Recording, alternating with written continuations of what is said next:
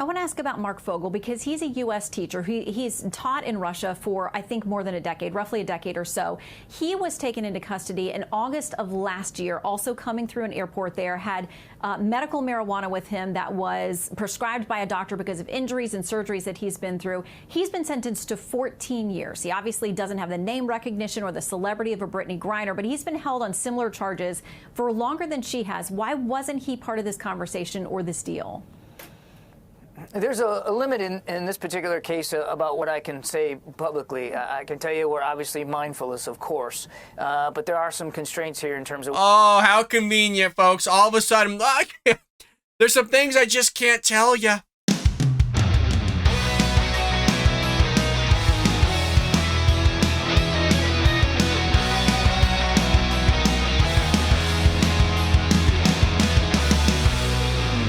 Moving into our next story of the day, we got John Kirby talking about Twitter, the Twitter files, which we've been covering here on the Bob Brad Show, as well as the Brittney Griner trade for Victor Bout. It's kind of a lengthy clip here, but I think Fox News does a great job in at least asking the questions. And what I believe is John Kirby lying about a few things. But without further ado, let's go ahead and roll it. Joining us now, Rear Admiral John Kirby, the coordinator for strategic communications at the National Security Council. Welcome back to Fox News Sunday, Admiral. Thank you, Shannon. Good to be with you this morning. Okay, so a couple of weeks ago, you had a conversation with my colleague Martha McCallum. It was in the context of Apple and what it's doing in China. You said this: we aren't in the business of telling private companies how to execute their initiatives. But it appears from these revelations from inside of Twitter, there were regular meetings between executives there, the FBI, DHS, the DNI. Flagging tweets, expressing their concerns, it seems trying to drive certain conversations. So should or shouldn't the federal government, federal agencies, in your words, be directing private companies on how to execute their initiatives? We aren't directing private social media companies on how to manage their content. These are decisions that they have to make as appropriate. I'm sorry, but that's a lie. Literally, we have proof that the FBI, DHS, and others meddled in not just the election, but other avenues of suppressing conservatives and their speech, telling Twitter what to do, what they think they should do. And then because Twitter is predominantly 97 to 99% ran by Democrats, at least that's where the funding's going, per their own data, this is BS. You have the FBI literally telling them what to do. But then you come out just weeks ago, oh, well, we wouldn't tell private companies what to do and what not to do. It's a lie. We have the receipts. It's an actual lie, but we'll let them continue. Now, look, we obviously don't want to see, the public square polluted with hate speech and disinformation. That's not a good use of the information environment for the American people. But it's up to these social media companies to determine how they're going to manage their content, how they are going to deliver that content to their users. But how much Don't you just love how they're going to dictate what's good for the American people and what isn't regarding speech? That sentence he just said, it just came out of his mouth like it was natural. Like, not a big deal. That's some Orwellian stuff. Oh, we're going to tell you what we think is best in the way to circumvent certain information to the American people. Hate speech, whatever the hell that means. It's still purely subjective. Disinformation. Before it was misinformation, then they were colluding the two, or mixing the two, misinformation, disinformation. It's all free speech, man. It's all free speech and should be allowed to be out there in the open. And also to go back to his first point of, oh, well, we don't tell private companies what to do. You literally have Jen Psaki on tape during a White House press briefing saying that they were actually telling Twitter and working with Twitter on suppressing certain speech. It's just like, it's unbelievable how they get away with this. And nobody's covering these Twitter files, really. It's really just Fox News and these conservative outlets. You don't see CNN and MSNBC doing all this crazy stuff, talking about what happened, because they were ousted too, basically, because they all told us it was a bunch of lie, that we're conspiracy theorists. Now it's all exposed. Now, blank's hitting the fan, and now they're trying to cover up for it. Pushback ability do they have if the federal government, an agency like the FBI, is calling them up and saying, we don't like these specific tweets and think you should take action, and then they do, it appears? Well, without speaking to that hypothetical situation, again, these are private. What hypothetical situation? It happened. So here we go again. It's not real. It's not real, you guys. Now without saying it's a conspiracy theory, it's now a conspiracy theory. It's all hypothetical. Elon literally has the evidence. He exposed it. It's not hypothetical at all. but this is the stuff they're going to peddle and push. It's make-believe, you guys. Don't worry about it. It's, everything you saw on Twitter, the Twitter files, the stuff we've covered in the Ball Brad Show, it's all fake. It's not real. Unbelievable. The companies, and they have to make these decisions based on their own policies, their own initiatives, and we respect that. Okay, let's talk about the big news this week between Victor Boot, the illegal arms merchant who was convicted of a number of things, was on a sentence here in the U.S., and he was traded for Brittney Griner. I think all Americans celebrate and have great relief that she is home, but there are questions about exactly what went down there. NBC initially had reporting that said, No, we don't. No, we don't. I'm sure there's some relief on her end that she's back, but she broke the law. She pleaded guilty for it. I'm not saying that she should have gotten 9 years. That is not what I'm saying. But you did something you shouldn't have done. I understand it's a little vape pen, a little what, like CBD or marijuana, and I get it. I fully get it. But I don't see like people taking to the streets celebrating as if we just won the World War II. Like, this is great. Look at us. You gave away one of the most dangerous people in the world, which we'll see a clip of somebody saying that on tape here. Fox News, come on, lady. No. Celebrating. The White House was given a choice between Paul Whelan, a U.S. Marine who's being held on espionage charges by Russia, and Brittney Griner, or no one. They said it was a misstatement. They corrected it later to say that it was either Brittney Griner or no one. Can you unequivocally say that there was never an option between Paul Whelan or Brittney Griner? Yes, ma'am, I can. There was never a choice posed by the Russians, well, hey, you give us Boot back, and then you can decide whether you want Brittney or Paul. That was never the arrangement. It was only Miss Griner for Mr. Boot. They treat Paul differently, Shannon, because of these sham espionage charges. He is put in a special category by the Russians, and try as we might, and believe me, Shannon, we did. Right up until the very end, we were making efforts to try to get both of them out. There was just no way to get there. So it was either make this deal now and at least get one of them home and keep up the efforts to get Paul home, and that's where we are right now. Here's the problem with lying. Just like he did with the Twitter files, the first part of this clip here. I don't believe you. And you know what? It's not an equal trade. I'm not saying there might even be an equal trade because, hell, we don't just throw Russians in prison for 9 years for having a little bit of marijuana in a vape pen.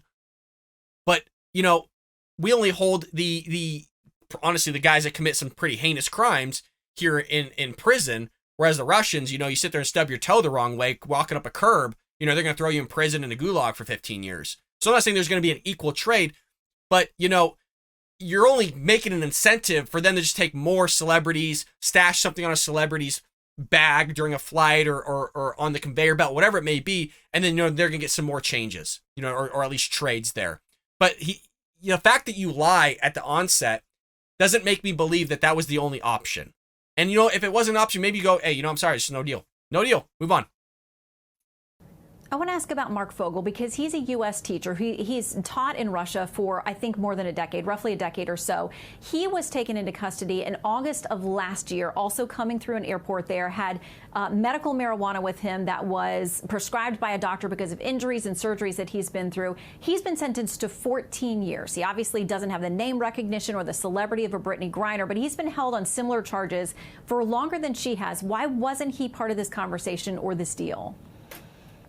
There's a limit in this particular case about what I can say publicly. I can tell you we're obviously mindful of this, of course, but there are some constraints here in terms of... Oh, how convenient, folks. All of a sudden, there's some things I just can't tell you.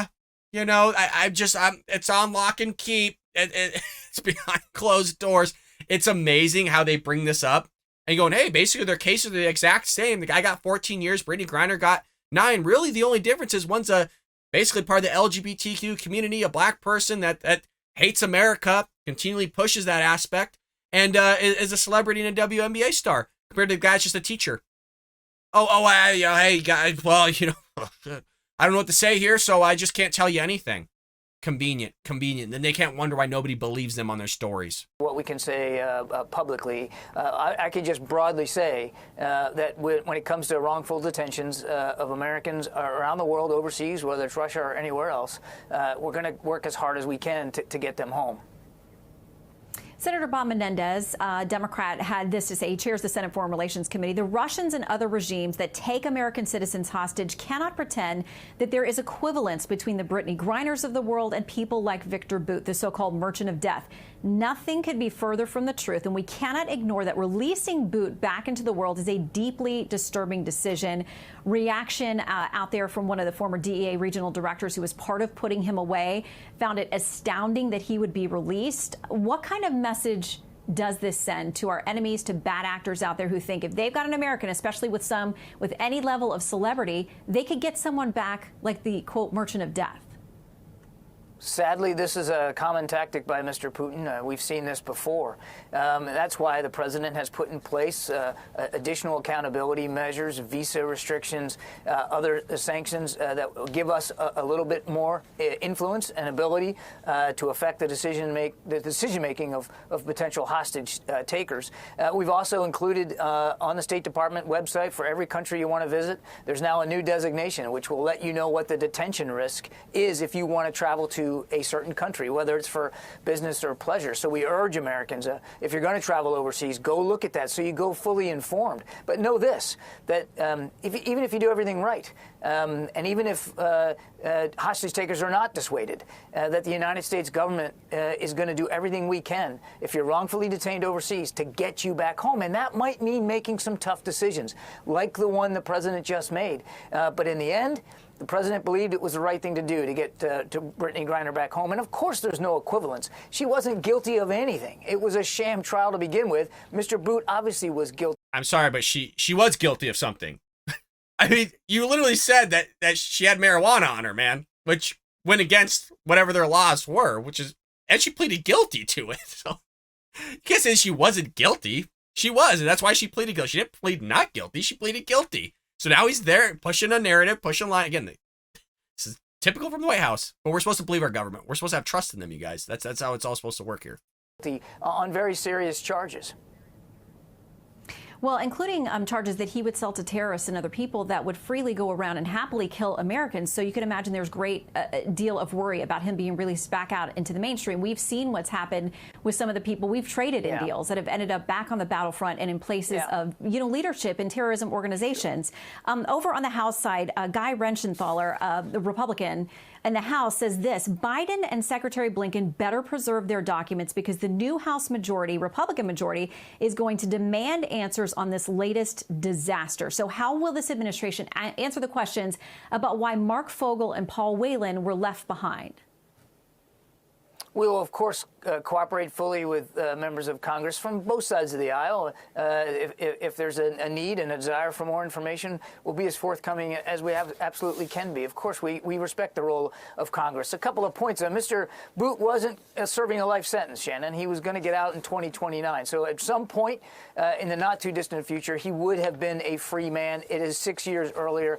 Nobody over at the White House is doing backflips of joy that he is walking the streets, but So he would have been out in basically 6 to 7 years, and Brittney Griner would have been out in 9 years.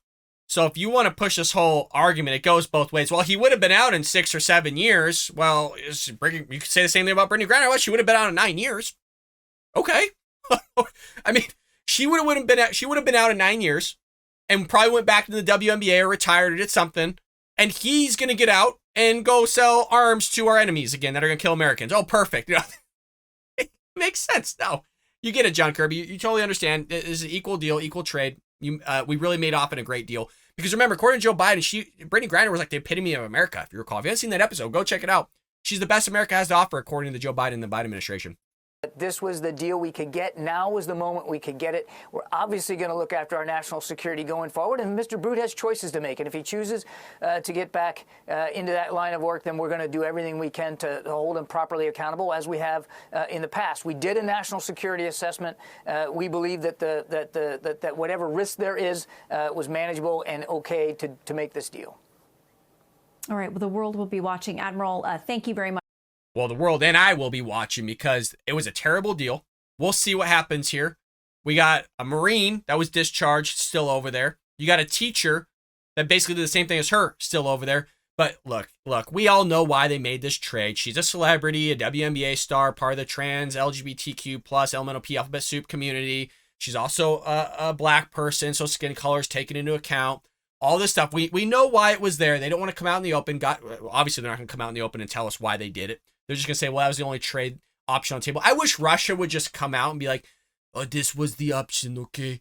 They said we need her because she's part of the LGBT community and she, you know, person of color and all this other stuff, right? I wish Vladimir Putin would just come out because it just piss everybody off. Not that I'd actually believe him. Who the hell know? Who can we believe anymore? We're not going to believe our own government. Not going to believe Putin either because he's crazy. But, I mean, let me know what you guys think about this in the comments below. I hope you enjoyed that clip from the Bald Brad Show. If you did, make sure to hit that subscribe button so you can stay up to date on all our future content.